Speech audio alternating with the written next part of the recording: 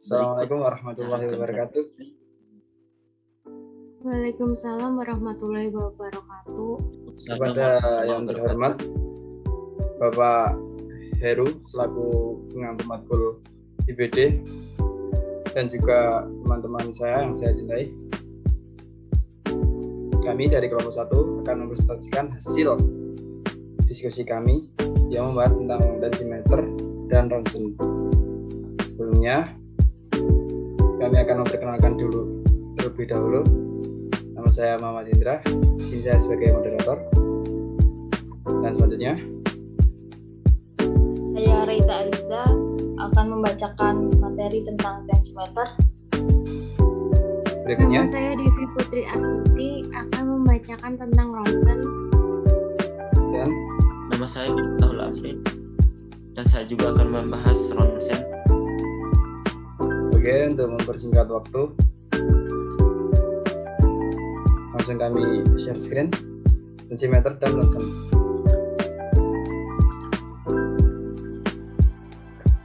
Bagi yang bertugas silakan. Baik, terima kasih. Pengertian dan fungsi tensimeter. Tensimeter adalah alat pengukur tekanan darah, juga disebut sphygmomanometer. Alat ini membantu mengetahui seberapa besar tekanan darah, sehingga kita bisa menilai apakah tekanan darah kita normal atau tidak. Tekanan darah normal manusia berkisar 100 hingga 130 mmHg untuk tekanan sistolik. Sedangkan untuk tekanan diastolik normalnya adalah 60 sampai 90 mmHg. Pengertian sistolik adalah tekanan darah di saat terjadi kontraksi otot jantung. Pada umumnya tensimeter terbagi menjadi dua, yaitu tensimeter manual dan tensimeter digital. Tensimeter manual terbagi lagi menjadi dua, yaitu tensimeter air raksa dan tensimeter non air raksa atau aneroid. Berikut penjelasan dari tensimeter air raksa, tensimeter aneroid, dan tensimeter digital. Slide selanjutnya. Berikut jenis-jenis tensimeter dan gambarnya. Yang pertama tensimeter air raksa, yang kedua tensimeter non air raksa atau aneroid, dan yang ketiga tensimeter digital. Slide selanjutnya. Cara kerja tensimeter air raksa untuk mengukur tekanan darah atau tensimeter sama dengan YouTube manometer. Manset dipasang mengikat mengelilingan dan kemudian ditekan dengan tekanan di atas tekanan arteri dengan preksial dan kemudian secara perlahan tekanannya diturunkan. Cara kerja tensimeter aneroid harus menggunakan stetoskop untuk memudahkan Anda mendengar denyut nadi. Kemudian dipasang di manset pada lengan kiri dengan benar. Stetoskop dipakai dan kepala stetoskop ditempelkan di lengan atas tekukan siku bagian dalam. Lalu memegang bola tensi dan pompa manset hingga jarum menunjukkan angka 180 mmHg. Jika sudah, berhenti sebentar dan tekanan manset dilepaskan secara perlahan dan konstan. Selanjutnya, jika mendengar suara denyut nadi yang keras dan jarum menunjukkan sebuah angka, maka itu adalah tekanan sistolik. Sedangkan jika suara tersebut akan hilang dan terdengar seperti desiran angina, maka itu adalah tekanan diastolik. Selanjutnya. Cara kerja tensimeter digital menggunakan pompa udara untuk mengembangkan manset yang mengelilingi lengan atas dengan tekanan yang cukup. Tekanan ini kemudian dilepaskan secara bertahap menggunakan kartu solenoid. Tekanan darah yang diukur dengan sensor tekanan ini menentukan tekanan sistolik. Denyut nadi juga dirasakan saat ini. Pengukuran yang dilakukan saat aliran darah tidak lagi dibatasi akan menentukan tekanan diastolik. Tekanan sistolik, tekanan diastolik, dan denyut nadi kemudian dihitung dalam domain digital menggunakan algoritma yang sesuai untuk jenis monitor dan sensor yang digunakan. Pengukuran sistolik, diastolik, dan denyut nadi yang dihasilkan ditampilkan pada layar kristal cair atau LCD. Baik, terima kasih. Saya kembalikan ke moderator. Oke, terima kasih Mbak Rita. Oke, saya Manuza. Prinsip fisika YouTube manometer dapat digunakan untuk mengukur tekanan dari cairan dan gas. Nama YouTube diambil dari bentuk tabungnya yang menyerupai huruf seperti pada gambar di bawah ini. Tabung tersebut akan diisi dengan cairan yang disebut cairan manometrik. Cairan yang tekanannya akan diukur harus memiliki berat jenis yang lebih rendah dibanding cairan manometrik. Oleh karena itu, pada alat pengukur tekanan darah dipilih air raksa sebagai cairan manometrik, karena air raksa memiliki berat jenis yang lebih besar dibandingkan dengan berat jenis darah. Tekanan dalam fluida statis adalah sama pada setiap tingkat horizontal ketinggian yang sama, sehingga pada tekanan B sama dengan tekanan pada C. Berikut rumusnya untuk lengan tangan kiri manometer, tekanan pada B sama dengan tekanan pada A ditambah tekanan pada tinggi H1 dari cairan yang diukur. Berikut rumusnya, karena di sini kita mengukur tekanan tolak atau gauge pressure, kita dapat menghilangkan P atmosfer sehingga berikut rumusnya. Dari persamaan tersebut dapat diambil kesimpulan bahwa tekanan pada A sama dengan tekanan cairan manometrik pada ketinggian H2 dikurangi tekanan cairan yang diukur pada ketinggian H1 dalam kasus alat pengukur tekanan darah yang menggunakan air raksa.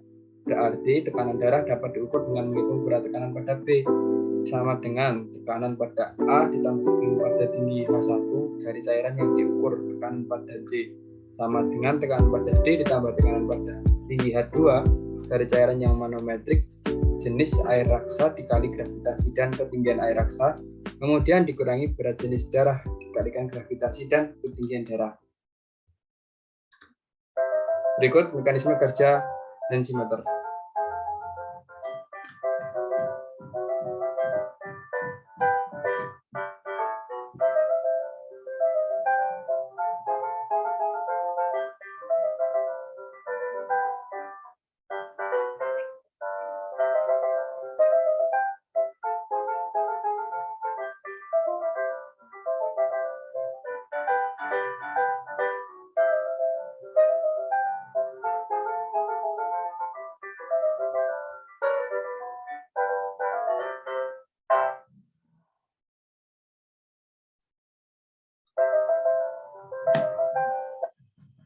Adalah gambaran dari mekanisme densimeter. Oke, berikutnya.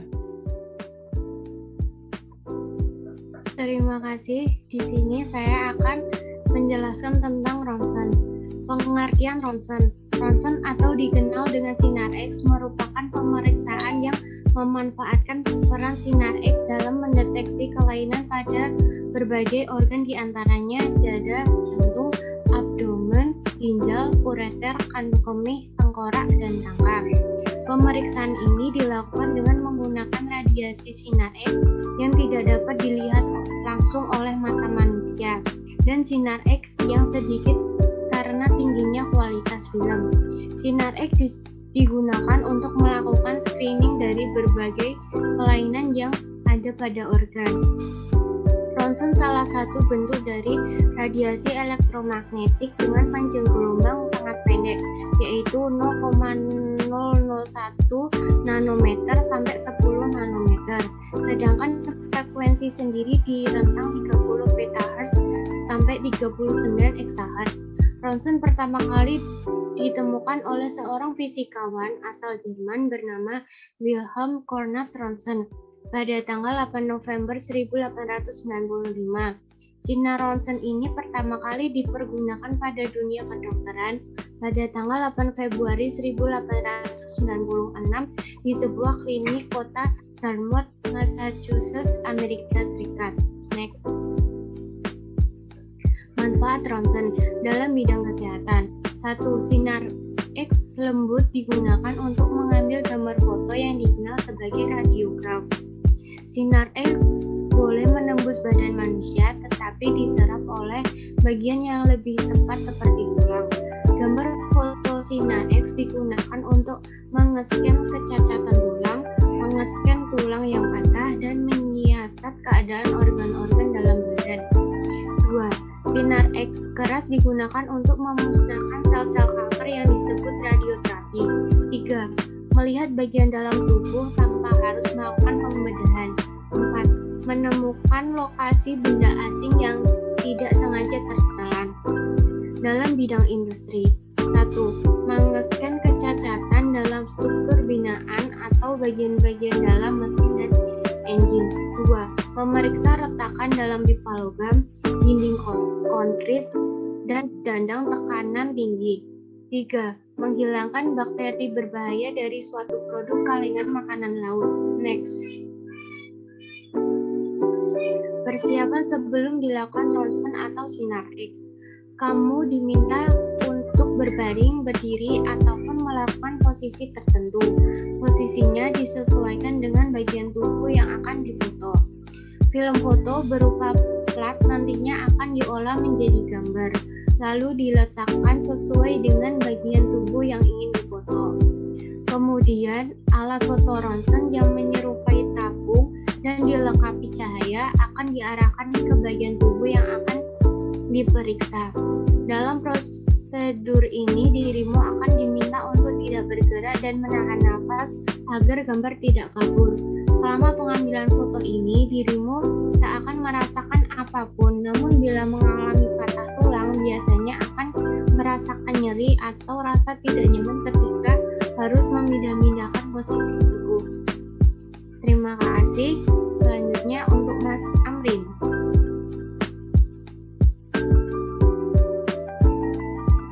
Baik, saya akan menjelaskan cara kerja ronsen. Berikut cara kerja X-ray yang menampakkan perbedaan warna dari putih, abu-abu hingga hitam. 1. Warna hitam menandakan bahwa X-ray mengenai udara. 2. Bila mengenai logam atau bagian tubuh yang padat seperti tulang, sebagian besar partikel X-ray terblokir, hingga X-ray pun akan tampak berwarna putih. 3. Jika sinar X-ray mengenai otot, lemak, dan cairan, hasilnya akan memunculkan warna abu-abu. Slide selanjutnya. Prinsip fisika sinar X atau sinar ronsen ditemukan merupakan gelombang elektromagnetik dengan panjang gelombang sangat pendek, yaitu 1A sama dengan 10 pangkat min 8 cm, sehingga mempunyai daya tembus yang tinggi.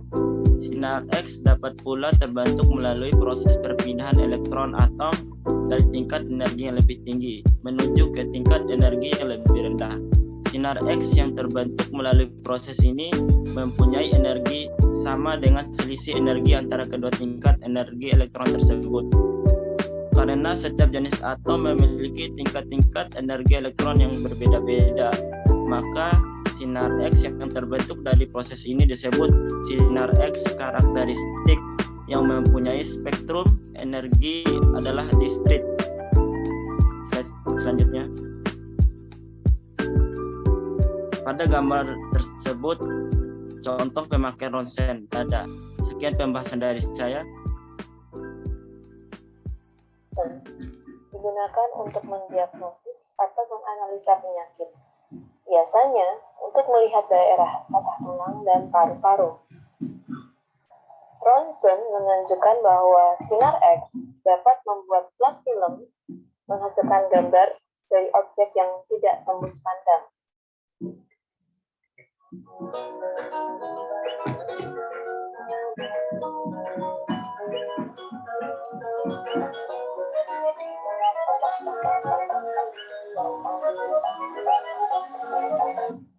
Elektron yang memiliki energi tinggi menabrak suatu materi seperti gelas, kemudian materi tersebut memancarkan radiasi atau energi yang dialirkan dalam bentuk gelombang elektromagnet atau partikel subatom yang dapat menembus benda yang tidak dapat ditembus cahaya biasa.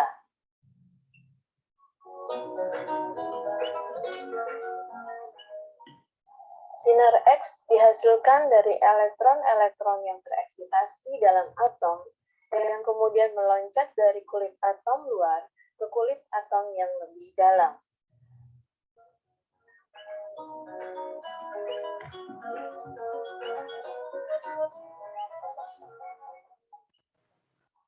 Sinar X merupakan radiasi elektromagnetik yang memiliki panjang gelombang pendek, yaitu 10 pangkat min 10 meter. Oke, mungkin cukup sekian dari PPT yang telah kami